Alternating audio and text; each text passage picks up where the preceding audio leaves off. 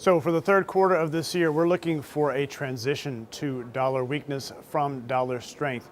And the focus is still very much on the US dollar. After all, that's where we're seeing the most policy dynamism, both in terms of the Trump tax reforms that were enacted earlier this year, and also in terms of the central bank, where the Fed is the most active central bank policy-wise in its tightening regime.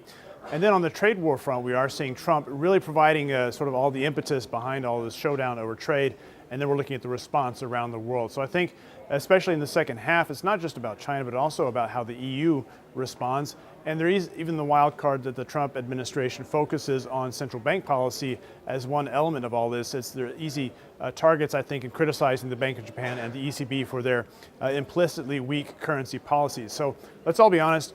A trade war and Trump's aim in this is a weak dollar policy, and it's going to be an easy thing to do when you have massive external deficits that have to be offset by the rest of the world. The rest of the world does not have the funds for that. Eventually we see the dollar rolling over, especially versus the Japanese yen and the euro in the second half of the year.